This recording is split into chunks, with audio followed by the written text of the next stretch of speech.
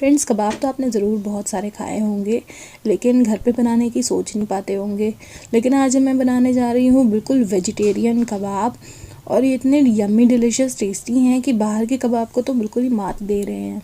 तो आप इस रेसिपी को ज़रूर बनाइए। ये मैंने बनाया है सोयाबीन के कबाब। तो जो प्रोटीन रिच रेसिपी होती है वो मैंने बनाई है आज। आप इसको ज़रूर ट्राई करें, बहुत जल्दी से बन जाते हैं। हेलो फ्रेंड्स, मैं शेफाली सक्सेना आप सबका स्वागत करती हूँ अपने कुकिंग चैनल द कुकिंग अड्डा पर। तो अगर अभी तक मेरे चैनल आपने सब्सक्राइब नहीं किया है तो सब्सक्राइब ज़रूर करें और बेल आइकन का बटन ज़रूर प्रेस करें। इससे मेरे आने वाले सारी नोटिफिकेशंस आप तक बहुत ही जल्दी पहुँच जाएंगी, वो भी बिल्कुल मुफ्त। तो चलिए इस यम्मी डिलीशियस रेसिपी को बनाना हम जल्दी से शुरू करते हैं। तो यहाँ मैंने लिया है सोयाबीन, बड़ा वाला सोयाबीन है, और इसको मैंने इस तरीके से ना भिगो लिया था 2 घंटे के लिए, और इसको मैंने निचोड़ दिया है। लेकिन ध्यान रखें, बहुत ज़्यादा नहीं निचोड़ना है। तो ये इस तरीके से। अब मैं क्या करूँगी, इसको एक ब्लेंडर में ले लेती हूँ। इस तरीके से इसको ब्लेंड में ले लेते हैं।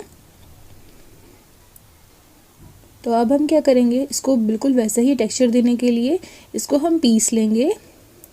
तो मैंने बहुत ज़्यादा ड्राई नहीं किया हुआ है, हल्का सा गीला है, तो ये पीसने में बहुत आसानी से इस तरीके से पिस जाएगा। इस तरीके से ये रेशा रेशा हो जाएगा। अगर बहुत ज़्यादा ड्राई रहेगा तो रेशा रह जाएगा और वो बाइंडिंग नहीं हो पाएगी, इसलिए थोड़ा सा ना आप पानी उसमें रहने देंगे। तो ये इस तरीके से मैं निकाल लेती हूँ सारा। तो ये सारा ही निकल जाएगा। तो लगभग ये 1 कप मैंने लिया था, और ये इतनी सारी क्वांटिटी हो गई है इसमें फूलने के बाद और उसके बाद पीसने के बाद। तो अब मैं यहाँ पे डाल रही हूँ प्याज। ये 1 बड़ा प्याज है, उसको मैंने घिस लिया है और अच्छे से निचोड़ दिया था, जो पानी एक्सेस होता है वो, तो हाथों से ही निचोड़ दिया था। तो अब मैं यहाँ पे 1 हरी मिर्च भी डाल रही हूँ इसके साथ साथ। और यहाँ पे मैं डाल रही हूँ, ये है अदरक। ये भी मैंने घिसी भी यूज़ करी है, और घिसा हुआ ही मैंने यहाँ लिया है लहसुन। तो ये दोनों अदरक लहसुन मिला के 1 बड़ा चम्मच बन जाते हैं। अब मैं यहाँ पे ले रही हूँ थोड़ी सी काली मिर्ची। ये भी पिसी हुई काली मिर्ची है। ये है आधी छोटी चम्मच। आधा छोटा चम्मच मैं ले रही हूँ यहाँ पे गरम मसाला। आप कोई भी गरम मसाला यूज़ कर सकते हैं। और 1 बड़ा चम्मच मैं यहाँ धनिया पाउडर ले रही हूँ, इससे इसका स्वाद बहुत ही ज़्यादा यम्मी हो जाएगा। और 1 चम्मच मैं यहाँ पे छोटी वाली ले रही हूँ लाल मिर्च पाउडर। कश्मीरी लाल मिर्च होगी तो कलर बहुत अच्छा आएगा। इसके साथ साथ आधी छोटी चम्मच मैं यहाँ ऐड कर रही हूँ हल्दी का। इसके साथ ही मैं यहाँ पे ऐड करूँगी आधा छोटा चम्मच चाट मसाला पाउडर। इससे इसका फ्लेवर और ज़्यादा बढ़िया हो जाएगा। और अब ये मसाले बस इतने ही यूज़ करने हैं, एक्स्ट्रा मसाले यूज़ करने की ज़रूरत नहीं है। नमक डाला नहीं था हमने, तो हम अब पहले नमक ऐड कर रहे हैं इसमें। तो स्वादानुसार आप नमक डाल लीजिए, या 1.5 छोटा चम्मच आप नमक इसमें ऐड कर लेंगे। अब ये जो है बाइंडिंग तो हो नहीं पाएगी, आप देख ही रहे हैं। तो बाइंडिंग के लिए मैंने यहाँ पे लिया है ये भुना हुआ बेसन। तो ये जो भुना हुआ बेसन है, आप भुने हुए चने से भी निकाल सकते हैं। जो भुने चने होते हैं उनको मैंने पीस लिया था, वो है ये इस तरीके का। तो ये भुने हुए चने होते हैं, इस तरीके के मार्केट में अवेलेबल होते हैं। तो ये भुने हुए चने जो है मैंने लिए, और ये इस तरीके से इसका जो कवर है ऊपर का हटा दिया छिलका। और ये जो भुने हुए चने हैं इसी को मैंने पीस लिया था। तो लगभग ये 1 कप भुने हुए चने हैं, उनको मैंने पीस लिया है ब्लेंडर में। और ये इस तरीके से भुना हुआ बेसन आपको मिल जाता है, या फिर आप बेसन को तवे पे पहले भून सकते हैं 2 मिनट के लिए और फिर इसमें ऐड कर सकते हैं। लेकिन इस बात का ध्यान रखेंगे कि बेसन कच्चा नहीं होना चाहिए, भुना हुआ ही होना चाहिए, अदरवाइज़ ना बहुत अच्छा टेक्सचर भी नहीं आएगा, फ्लेवर भी नहीं आएगा। तो अब मैं यहाँ पे इस तरीके से ये जो बेसन इसमें डाल देती हूँ, या ये कह लें कि जो हमने चने से बेसन निकाला है वो हम डाल देते हैं इसके अंदर। और आपको इतनी क्वांटिटी में डालना है जितना कि ये अच्छे से बाइंड हो सके। तो मैं एग्जैक्ट आपको नहीं बता सकती हूँ, लेकिन क्योंकि जो आपने सोयाबीन उसको निचोड़ा होगा उसमें पानी की क्वांटिटी किस तरीके से रही होगी, तो उसी के अकॉर्डिंग आपको बेसन ऐड करना होगा। मैंने यहाँ पे 1.5 कप बेसन ऐड किया था, और इस तरीके से इसकी जो है थिकनेस हो गई है, और ये कुछ आटे जैसा हो गया है, अच्छे से ये बाइंड हो रहा है। मैंने बस इतना ही बेसन इसमें यूज़ किया है कि इस तरीके से बाइंड हो सके। अब मैं यहाँ पे थोड़ी सी जगह बना लेती हूँ। साइड में मैंने क्या किया है, एक बिल्कुल जो कोयला है उसको आग पे रख दिया था अच्छे से पकने के लिए, मतलब अच्छे से जल जाए वो कोयला, ताकि कोयले का जो वगार होता है वो हम इसमें दे सकें। और इस तरीके से कटोरी आप कोई छोटी ले लीजिए और प्लेस करने के बाद ये ऐसे जलता हुआ कोयला आप बीच में इसमें प्लेस करेंगे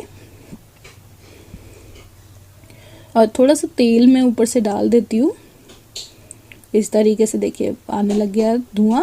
तो अब 2 मिनट तक के लिए आप इसे ढक के रख देंगे ताकि इसका जो भी चारकोल का जो धुआं निकला है वो सारा उसमें आ जाए, खुशबू आ जाए। तो ये बिल्कुल ऑप्शनल है, अगर आपके पास कोयला नहीं है तो आप ऐसे ही भी बना सकते हैं। कोयले के साथ बहुत अच्छा सा फ्लेवर आ जाता है चारकोल का। तो ये देखिए ये बिल्कुल बनके तैयार हो गया और अब मैं इसका इस तरीके से एक सार कर लेती हूँ इसको। और ये प्रोसेस अब शुरू करेंगे हम लोग इसके सीख कबाब बनाने की। तो सीख कबाब बनाना भी बहुत आसान होता है। इस तरीके से आप डंडी एक ले लीजिए, कोई भी पेन ले सकते हैं, पेंसिल ले सकते हैं और इसको अच्छे से थोड़ा सा तेल आप लगा लेंगे इस तरीके से ताकि जो ये कबाब का मसाला है ये चिपके ना इसमें। और एक मुट्ठी भर के आप इस तरीके से इसको ले लीजिए और इसमें इस तरीके से आपको प्रेस करते जाना है। इसमें कोई बहुत ज़्यादा टेक्निक की ज़रूरत नहीं होती है, बस आपको अपने हाथों से ही इसको इवन करना होगा। तो ध्यान रखिए कहीं से अगर मोटा रह जाएगा तो वो गिरना शुरू हो जाएगा, मतलब वो टूटना शुरू हो जाएगा आपका ये कबाब। तो इसको इवन ही रखेंगे, हर जगह से एक जैसी मोटाई रखेंगे तो ये कभी नहीं गिरेगा, कभी नहीं टूटेगा। तो मैंने इस तरीके से बना लिया है। जो एजेस होती हैं आपको इस तरीके से क्लीन करनी है, जो टूट रहा है वो आप इसको हटा देंगे और इस तरीके से आपको ये एक कबाब बनके तैयार हो जाएगा। तो जो इसकी एजेस हैं, मतलब जो दोनों एंड्स हैं, उनको अच्छे से प्रेस कर लेंगे। इसको निकाल लेते हैं। तो इस तरीके से आप निकाल सकते हैं या फिर एक बहुत अच्छा तरीका है, आप उंगली एक इस तरीके से फंसाएंगे आखिरी वाली और ऊपर से थोड़ा सा पकड़ेंगे और ये आराम से निकल जाएगा। तो ये टेक्निक बहुत इजी होती है, अच्छे से निकल जाता है, बन भी जाता है। तो ये बहुत आसानी से बन के तैयार हो जाता है। एक बन गया हमारा सीख कबाब। इसको मैं ऐसे करती हूँ, प्लेट में रख लेती हूँ इस तरीके से। तो चलिए एक और बनाते हैं। तो इसी तरीके से हैंडफुल आपको ले लेना है इस तरीके से और ये जो मोटा वाला मैं हटा देती हूँ। ऐसा नहीं कि ख़राब हो गया, आप इसका दूसरी तरीके से भी बना सकते हैं। तो अब मैं इसको भी इसी तरीके से इस डंडी पे प्रेस कर करके इसको इवन कर लेती हूँ। बिल्कुल इस तरीके से। अगर हाथों के निशान आ रहे हैं उंगलियों के तो कोई दिक्कत नहीं है, लेकिन ये अच्छे से प्रेस होना चाहिए, अच्छे से कुक होना चाहिए और टूटना नहीं चाहिए, बस हमें यही चाहिए होता है इसमें। तो इसके दोनों एंड्स को आप अच्छे से क्लीन कर लेंगे। तो पहला एंड और ये नीचे से दूसरा एंड, और इसी टेक्निक से अब ये दूसरा भी निकाल लेते हैं। तो ये बहुत ही जल्दी से बन गया है। अगर आपको लगता है कि आप ऐसे नहीं बना पाएंगे तो आप एक और टेक्निक यूज़ कर सकते हैं। इस तरीके से मैं ले लेती हूँ थोड़ा सा छोटा और इसको इस तरीके से रोल करके मैं एक सिलेंडर जैसी शेप का बना लेती हूँ। तो आप इस तरीके से भी बना सकते हैं इसको। ये एक मेरा बनके तैयार हो गया है। तो आप चाहें तो सीख कबाब बना सकते हैं, चाहें तो इसकी टिक्की शेप बना सकते हैं, चाहें तो इसको इस तरीके से सिलेंडर शेप दे सकते हैं।